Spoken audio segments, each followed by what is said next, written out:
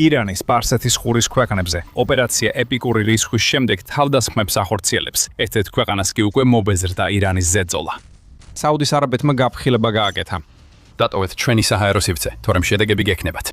აშშ შოკირებულია, რადგან სპარსეთის ყურის ქვეყნები ემზადებიან ომისთვის, რომელიც მათ არ დაუწყიათ, მაგრამ გადაწყვეტილი აქვთ დაასრულონ. საუდის არაბეთის საგარეო საქმეთა მინისტრმა პრინცმა ფაისალ ბინ ფაჰანმა 19 მარტს მკაცრად გააფრთხილა, რომ ქვეყანა და ეკონომიკური რესურსები დაიცავენ და უკან არ დაიხევენ. მან თქვა, რომ ირანის მიმართ მისი ქვეყნის მოთმინება თითქმის ამოიწურა, რადგან ირანმა საუდის არაბეთში კიდევ ერთი თავდასხმა განახორციელა.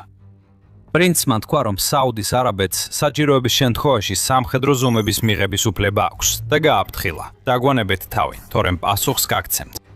ეს პოტენციურად სპარსეთის ყურისთვის დამანგრეველი გაფრთხილება მოჰყვა კიდევ ერთ ბალისტიკურ სარაკეტო იერის, რომელიც ირანმა საუდის არაბეთზე განახორციელა. აშშ-სა და ისრაელის ერთობლივი დათმების პასუხად ირანის რეჟიმის წინააღმდეგ. 18 მარტს ისრაელმა იერიშში მიიტანა სამხრეთ პაზის გაზის საბადოს ირანულ ნაწილზე. ეს ოფშორული საბადო ერთ-ერთი უდიდესია. ირანის ერთ-ერთი პასუხი იყო ბალისტიკური რაკეტების გაშვება ერ-რიადში ღამით, თუმცა საუდის არაბეთის განცხადებით მათ ყველა რაკეტის ჩამოგდება შეძლეს. ასევე ჩანს, რომ თავდასხმა განზრახდა ემთხვა ერ-რიადში გამართულ შეხვედრას, სადაც ყურის ქვეყნების და სხვა რეგიონული ძალების მაღალი რანგის დიპლომატები და საგარეო საქმეთა მინისტრები იყვნენ. თურქეთისა და ეგვიპტის დელეგატები რიადში იმყოფებოდნენ, როცა ირანული რაკეტები ჩამოაგდეს. პრინც ბინ ფაისალის თქმით, ეს აჩვენებს, რამდენად ნაკლებად ადარდებს ირანს დიპლომატია. პრინცი ბინ ფაისალის გაფრთხილება მეორე დილის განმავლობაში გაკეთდა, მაგრამ აშკარაა, რომ ირანი არ უსმენს მოწოდებას შეწყვიტოს თავდასხმები. 22 მარტს არაბულმა მედიამ გაავრცელა, რომ ირანის რაკეტები და დრონები ისევ დაფრინავდნენ და სამიზნე იყო საუდის არაბეთი. ანკარაშის დღეს საუდის არაბეთში 3 ბალისტიკური რაკეტა გაუშვეს. ერთი ჩამოაგდეს, ორი კი დაუსახლებელ ადგილას ჩამოვარდა. საუდის არაბეთმა ჩამოაგდო 23 დრონი ირანის მიერ სამეფოს აღმოსავლეთ პროვინციაზე თავდასხმაში. კვირას განხორციელებული ეს დარტყმა შაბათის შემდეგ მოხდა, როდესაც საუდის არაბეთის საჰაერო თავდაცვასაც მოუწია მოქმედებაში ჩართო. 21 მარტს ჩამოაგდეს 62 ირანული დრონი, რომლებიც ისევ აღმოსავლეთ პროვინციისკენ მიფრინავდა. აქ ჩანს, რომ ირანი სისტემურად უშვებს ბალისტიკურ რაკეტებს და დრონებს საუდის არაბეთის წინააღმდეგ შეჩერების გარეშე. 22 მარტისათვის ირანმა საუდის არაბეთისკენ გაუშვა თითქმის 600 შაჰიდის დრონი, 45 ბალისტიკური და 7 ფრთოსანი რაკეტა. საუდის არაბეთმა ჯერჯერობით დიპლომატიურად უპასუხა. საუდის არაბეთმა ირანის სამხედრო ოფიციალური პირები გააძევა და საელჩოს რამდენიმე წევრი persona non grata-ად გამოაცხადა, რის გამოც მათ 24 საათში სამეფო უნდა დაეტოვებინათ. მაგრამ ირანი არ გაჩერებულა. პირიქით, პრინც ბინ ფაისალის გაფრთხილების შემდეგ მან კიდევ უფრო გააძლიერა სარაკეტო და დრონებით შეტევები. საუდის არაბეთი ემზადება ომისთვის, რომის ნაწილიც არასდროს სურდა ყოფილიყო. მას სხვა გზა აღარ აქვს, მაგრამ ქვეყანა ჯერ კიდევ არ ამხელს, როგორი იქნება მისი პასუხი და როდის მოვა. ეს არის სამხედრო სტრატეგიის საფუძველი, რადგან საუდის არაბეთი კმაყოფილია ირანის გაურკვევლობით, როგორც პრინცი ბინ ფაისალი განმარტავს. კითხა პრინცმა, ერთი დღე, ორი, კვირა და დაამატა. ამას წინასწარ არ გავამჟღავნებ. ეს აჩვენებს, რომ საპასუხო შეტევა იქნება, მაგრამ არც ჩვენ და არც ირანს არ ვიცით როდის. როდესაც პრინცი ბინ ფაისალი აცხადებს, რომ მისი ქვეყანა არ აშინებს ირანის საჰაერო დათმების ტალღებს, ირანი ფიქრობს, ხომ არ შეცდა თავისი რაკეტებისა და დრონების ესკალირებული კამპანიით ამ ქვეყნის წინააღმდეგ. ირანს დიდი ხანია მოსთავს სპარსეთის ყურის რეგიონის მოძალადის რეპუტაცია. მალე აგიხსნით, რატომ დაენგრევა ეს რეპუტაცია, თუ საუდის არაბეთი ჩაერთვება ირანთან ომში. მაგრამ ჯერის ნიშნებია, რომ საუდის არაბეთი მართლაც სერიოზულად განწყობილია ირანის წინააღმდეგ საპასუხო დარტყმისთვის, თუნდაც არა პირდაპირად. ქვეყანა აშშ-ს აძლევს უფლებას გამოიყენოს მისი ერთ-ერთი მთავარი სამხედრო ბაზა ირანთან დაკავშირებული ოპერაციებისთვის. პრინც ბინ ფაისალის გაფრთხილებიდან მეორე დღეს ირან ინტერნაშნალმა გაავრცელა, რომ საუდის არაბეთმა ტაიფში მეფე ფაჰდის საავიაციო ბაზა აშშ-ს ძალებს გაუხსნა ოპერაცია ეპიკური რისხვის ფარგლებში ირანზე დარტყმების გასაგრძელებლად. აშშ-ს ეს ბაზა სურდა გამოეყენებინა, რადგან ის საუდის არაბეთის სიღრმეშია და ნაწილობრივ ირანის რაკეტებისა და დრონებისგან არის დაცული. არა 100%-ით უსაფრთხო, მაგრამ მანძილი დროს ქმნის, ხოლო დრო სწორედ ისაა, რაც ბაზაზე განთავსებულ საჰაერო თავდაცვა სჭირდება, რათა შემომავალ ჭურვებზე საპასუხო დარტყმები ეფექტურად განახორციელოს. ეს ბაზა აშშ-ს აძლევს ტერიტორიას ჰორმუზის სრუტესთან ახლოს და შესაძლებლობას ირანზე დარტყმები განახორციელოს რეგიონში. ეს მნიშვნელოვანია, რადგან ირანმა ოპერაციის დროს სრუტის ბლოკირება ბერკეტად გამოიყენა. ეს საუდის არაბეთსა და აშშ-ს შორის თანამშრომლობის ახალი დონეა. ირანს ეს აწარმოედგინა და სწორედ ეს იყო მათი არასწორი გათხრა. ირანი, როგორც კლასიკური სკოლის ეზოს მოძალადე, მუქარებს აორმაგებდა, სანამ ეზოში ძლიერი ბავშვი შემოვიდოდა. ის ბავშვი ახლა საუდის არაბეთშია და რეჟიმი შეშინებულია. ეხლა საუდის არაბეთი მზადაა ოპერაცია ეპიკური რისხვაში ჩაერთოს, როცა გადაწყვეტს. თეორიულად ირანს პირდაპირ ბრძოლაში საუდის არაბეთთან ის არაბეთთან უპირატესობა აქვს. ეს Global Firepowers, ანუ GFP-ის მიხედვითა, რომელიც ქვეყნებს სამხედრო სიძლიერის მიხედვით ათეულობით ფაქტორით აფასებს. GFP ირანის არმიას, მე-16 საუდის არაბეთს კი 25 ადგილზე აყენებს მსოფლიოში. ირანს ყავს 600,000 მოქმედი სამხედრო, 350,000 რეზერვისტი და 220,000 პარამილიტარი, ხოლო საუდის არაბეთს 257,000 მოქმედი სამხედრო და 150,000 პარამილიტარი რეზერვისტის გარეშე. ირანს მიწაზე საუდის არაბეთზე მეტი ტანკი, 3-ჯერ მეტი ჯავშან ტექნიკა და 1000-ობით მეტი საარტილერიო დანადგარი აქვს. ირანის ფლოტი ზღვაზე 3-ჯერ აღემატება საუდის არაბეთისას და აქვს 25 წყალქვეშა ნავი, საუდის არაბეთს კი არც ერთი. თუმცა საუდის არაბეთი ყოველწლიურად 6-ჯერ მეტ ხარჯავს სამხედრო ძალებზე ვიდრე ირანი. როგორ არის ეს შესაძლებელი? შეამჩნევთ, რომ ამ შედარებაში საჰაერო ძალებს არ შევეხეთ და ამისთვის ძალიან მნიშვნელოვანი მიზეზი არსებობს, რომელსაც ახლა განვიხილოთ. პირველ რიგში GFP-ის შედარება კარგია, მაგრამ ის არ ითვალისწინებს იმ ფაქტს, რომ ირანის სამხედრო ძალები უკვე დაზარალდა ოპერაციებმა ეპიკური რისხვა და მბრდღვინავი ლომი.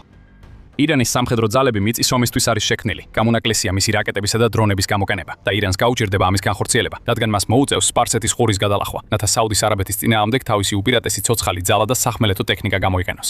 გადაკვეთა რთულდება, რადგან აშშ-ო ირანის საზღვაო ფლოტს მიზანში იღებს. აშშ-ის ცენტრალური სარდლობის მიხედვით, აშშ-ისა და ისრაელის იერიშებმა ირანის 100 სამხედრო გემი გაანადგურა, რის შედეგადაც ირანის სახმელეთო ძალების უმეტესობა საკუთარ ტერიტორიაზეა ჩაკეტილი. ირანის რეჟიმის მდგომარეობა მძიმდება. 13 მარტს აშშ-ის ომის მდივანმა პიტ ჰეგზეთმა თქვა, რომ აშშ-მა და ისრაელმა ირანში ერთობლივ ოპერაციაში პირველი 2 კვირის განმავლობაში 15,000-ზე მეტ ობიექტს დაარტყეს. კიდევ თითქმის 2 კვირა გავიდა, ამიტომ ეს რიცხვი გაიზარდა.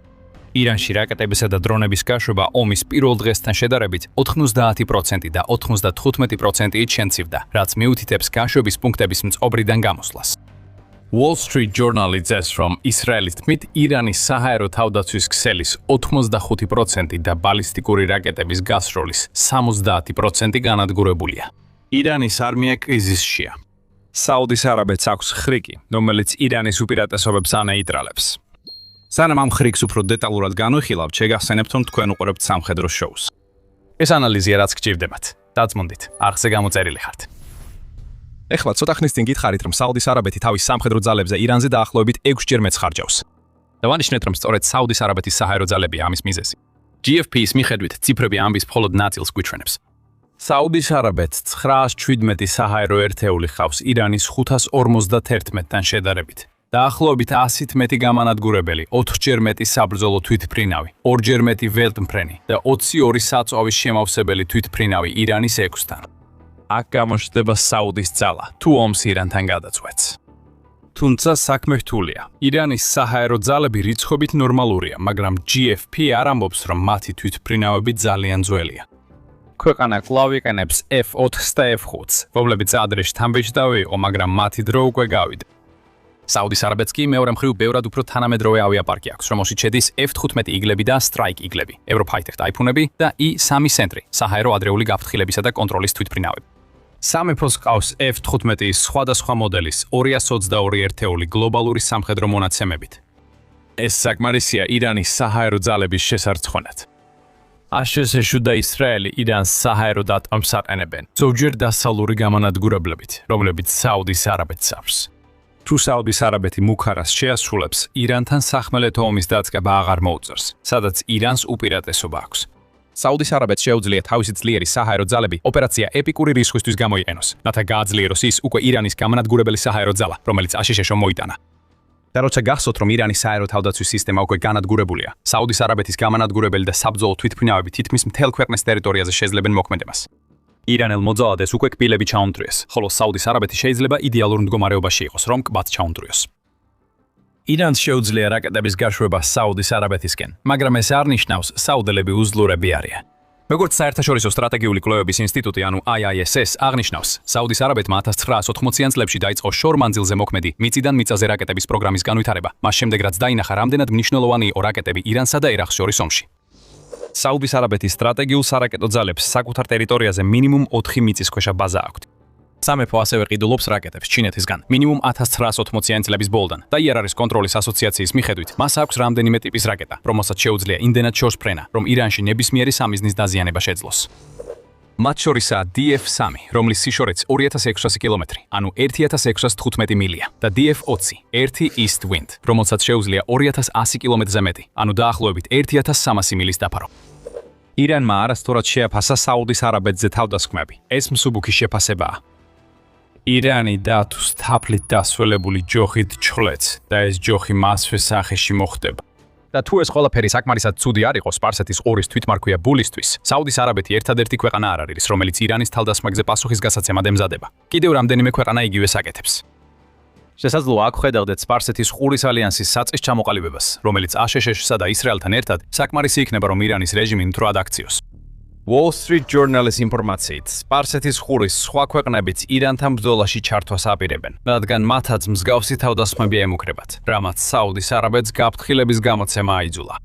არაბთა გაერთიანებული საამიროები, ანუ AAZS, ერთ-ერთია იმ სპარსეთის ყურის ქვეყნებს შორის. თუ რამეა AAZS საუდის არაბეთზე მეტადაც კი აქვს მდგომარეობა დამძიმებული. Wear News-ის მიხედვით ქვეყნის საჰაერო თავდაცვამ 33 მარტისთვის 1789 დრონი და 352 ბალისტიკური რაკეტა ჩამოაგდო. მათ შორის იმ დღეს 7 რაკეტა და 16 დრონი, 12 დრონი.